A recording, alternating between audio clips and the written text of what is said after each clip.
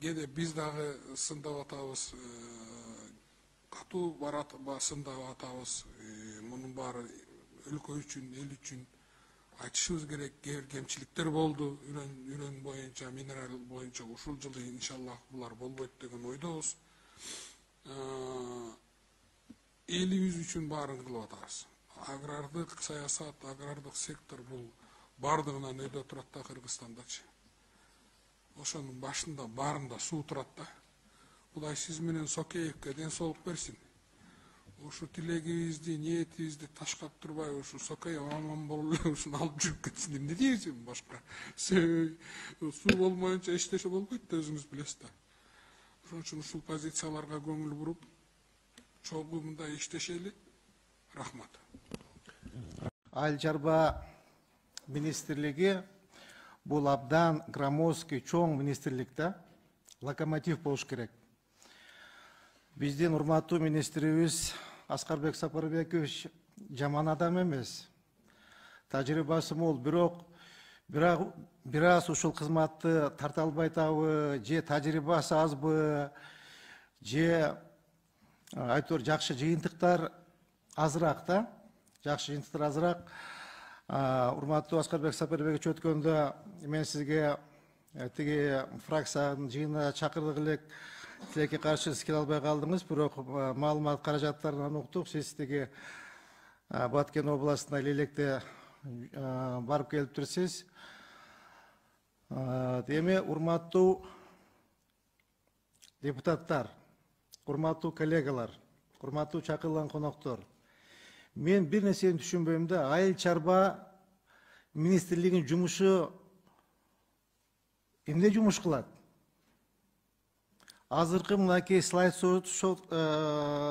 маалыматта бул статистика боюнча маалымат берилди да. Статистика. Анда эмне айыл чарба министрлиги стат менен заниматься этеби? Же определенный бир жумушу барбы? Мурда мына өзүңөргө жакшы белгилүү эмне деген бизде өсүмдүк өспөйт болчу. Будай, арпа, сулуу, тамеки, пакта, чүйдө болсо кант кызылчасы. Ошол саясатты мындай азыркы мына февраль айынан баштап жер-жерлерге барып, айыл өкмөттөр менен чогулуп, элдер менен жолугуп, туугандар, быйыл мынакей арпа тиккиле, быйыл будай тиккиле, быйыл тамеки эккиле, быйыл пакта эккиле деген саясат болобу? Же эл эккен, эл тиккен, эл өндүргөн продукцияны эле биз стат катары келип эле элге маалымат бериш керекпизби? Мен ушуну эч түшүнбөйм да.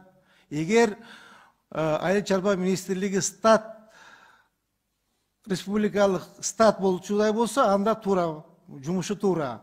А так бирдеме өндүрүш керек да.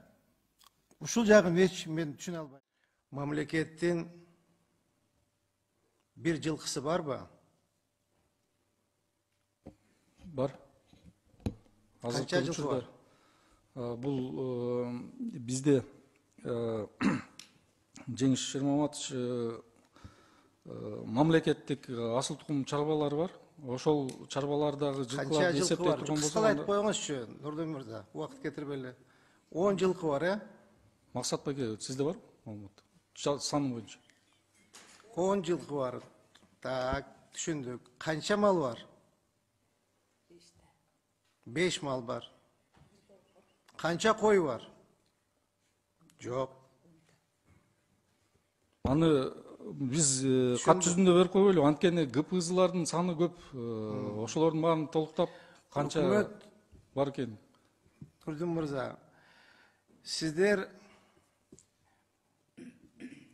бир сотык жерге будай эгесиңерби? Бир сотык жерге арпа тигесиңерби? Бир сотык жерге пакта тигесиңерби? Бир сотык жерге тамеки тигесиңерби? Үрөнчүлүк чарбалар бар, мамлекеттик үрөнчүлүк чарбалары, сот участкалары бар. Ошол аркылуу жүргүзүлөт. Эми айыл чарба бул саясатты жүргүзгөн орган да. Негизги аткаруу бул ошол биздин министрликке караштуу тиешелүү түзүмдүк бөлүмдөр бар, ошолор аткарат. Ошолордун эмесин айтып атам, канча. Урматтуу Нурдин мырза, мен түшүндүм сизди. Чоң рахмат. Мен эми азыр көп сүйлөсө, тиги байкебиз тарынат. Сүйлөбөй эле оюңду жеке депчи. Эми сүйлөбөсөң, мне за державу обидно, да? Ушунчалык огромное министерство, ничем не занимаетесь. Ничем, абсолютно. Ничем. Просто статистикой занимаемся. Мен билем, түшүнөм.